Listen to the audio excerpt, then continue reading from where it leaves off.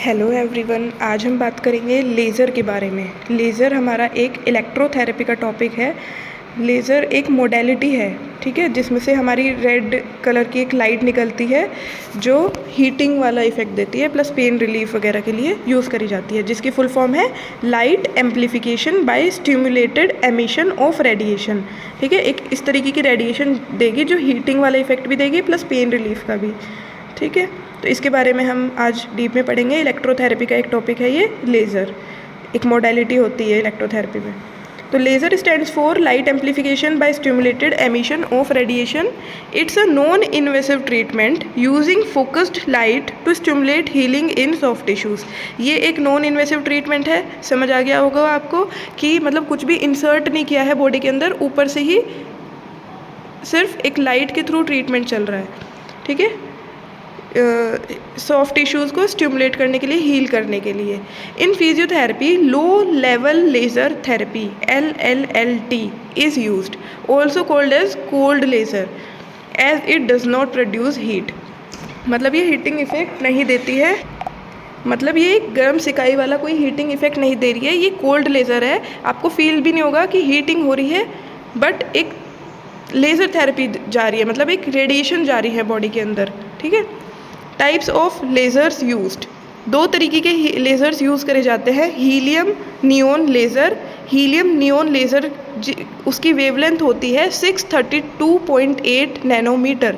ठीक है, red light जो बेसिकली हमारा प्रोडक्शन करती है और पेनिट्रेट करती है 2 to 5 mm। 2 to 5 mm मतलब बहुत ही सुपरफिशियल टिश्यूज़ को पेनिट्रेट करती है, तो ये बेस्ट है सुपरफिशियल टिश्यूज़ को पेनिट्रेशन के लिए। ठीक है, दूसरा है गैलीनियम आर्सेनाइड लेज़र। उसकी वेवलेंथ होती है 904 नैनोमीटर और इसमें से हमारी इंफ्रारेड रेज निकलेंगी एक तरीके से। पेनिट्रेशन होता है अप टू 5 सेंटीमीटर और ये बेस्ट होती है डीप टिश्यूज स्ट्रक्चर के लिए, लाइक जॉइंट्स एंड मसल्स। अगर आपको डीप टिश्यू के लिए देना है, जॉइंट्स और मसल्स जो डीप में प्रेजेंट है उसके लिए देना है तो गैलीनियम आर्सेनाइड, और सुपरफिशियल के लिए देना है तो हीलियम नियोन लेज़र। ठीक है, अब प्रॉपर्टीज़ ऑफ लेज़र की बात करें तो मोनोक्रोमेटिक होती है, मतलब सिंगल वेवलेंथ। कोहेरेंट होती है, जिसका मतलब होता है all waves are in phase. Collimated होती है, focused beam that does not scatter, scatter नहीं करती है, जो उसकी बीम लाइट होती है वो एक फोकस्ड रहती है। अगर मैकेनिज्म ऑफ एक्शन की बात करें तो light photons are absorbed by mitochondria in cells, stimulate production of ATP that is energy, enhances cell repair, protein synthesis and blood flow. Blood flow को इन्हेंस करती है, सेल रिपेयर में वो करती है, हेल्प करती है। Reduces inflammatory chemicals and increases endorphin release. ठीक है, इन्फ्लामेटरी केमिकल को रिड्यूस करती है और एंडोर्फिन रिलीज को भी इंक्रीज करती है। अगर बात करें इसके फिजियोलॉजिकल इफेक्ट्स की तो ये एसेलरेट करती है tissue repair and regeneration, accelerates tissue repair and regeneration, and also reduces the inflammation and the oedema. मतलब इन्फ्लामेशन और एडिमा को भी कम करती है, टिश्यू रिपेयर को इन्हेंस करेगी, एसेलरेट करेगी, एनाल्जेसिक इफेक्ट प्रोवाइड करेगी। एनाल्जेसिक इफेक्ट होता है पेन रिलीविंग प्रोवाइड करेगी ये हमारा। Enhance collagen synthesis and wound healing, wound healing में भी बहुत अच्छा इफेक्ट आता है इसका। पेन रिलीविंग में भी बहुत अच्छा इफेक्ट है। टिश्यू रिपेयर में, टिश्यू रीजनरेशन में अच्छा इफेक्ट है। नर्व रीजनरेशन में भी बहुत ही अच्छा इफेक्ट आता है, इंप्रूव करती है उसको। इंडिकेशंस की बात करें तो किस किस कंडीशंस में हम लेज़र थेरेपी देते हैं। टेंडिनाइटिस की कंडीशन हुई, बर्साइटिस की कंडीशन हुई, या लिगामेंट की भी स्प्रेन वगैरह की कोई भी कंडीशन होती है तो उसमें हम देते हैं। टेंडन में इन्फ्लामेशन हो जाना, बर्साइटिस बरसाज में इन्फ्लामेशन हो जाना, या लिगामेंट में किसी भी तरीके का स्प्रेन आ जाना, उसमें से देते हैं।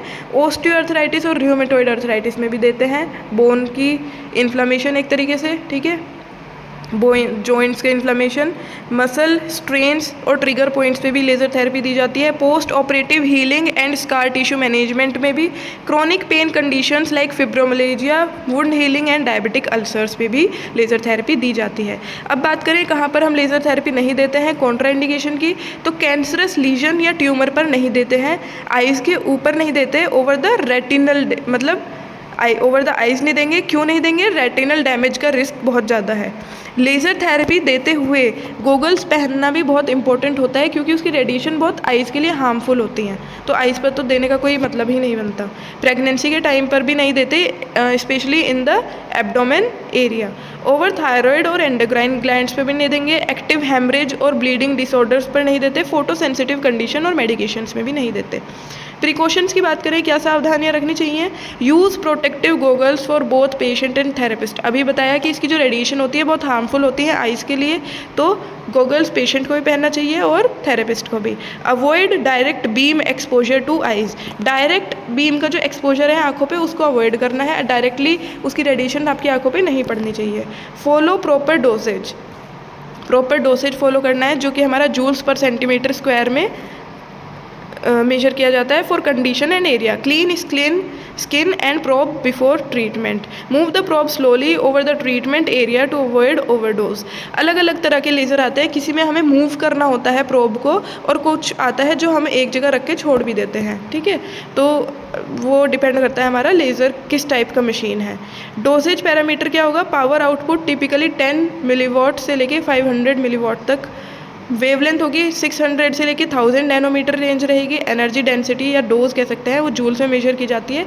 एक्यूट कंडीशन में 2 to 4 जूल पर सेंटीमीटर स्क्वायर, और क्रोनिक कंडीशन में 4 से 10 जूल पर सेंटीमीटर स्क्वायर दी जाती है। डीप टिश्यूज़ में अप टू 10 to 15 जूल पर सेंटीमीटर स्क्वायर डोज जो होती है, मतलब उसकी जो रीडिंग सेट करते हैं, इतना दिया जाता है। एप्लीकेशन मेथड होता है कॉन्टैक्ट मेथड के थ्रू, मतलब डायरेक्ट स्किन से कॉन्टैक्ट रहेगा, टच रहेगा। Probe touches the skin directly, वो होता है हमारा contact method. Non contact method की अगर हम बात करें तो probe held just above the skin. Probe का जो हेड होगा वो जस्ट अबव द स्किन होगा। ग्रिड टेक्निक क्या होती है? Treat the area in small section using a grid. Grid का इस्तेमाल करके स्मॉल सेक्शंस एरिया ट्रीट करे जाते हैं। स्कैनिंग मेथड की बात करें, probe moved slowly over the area.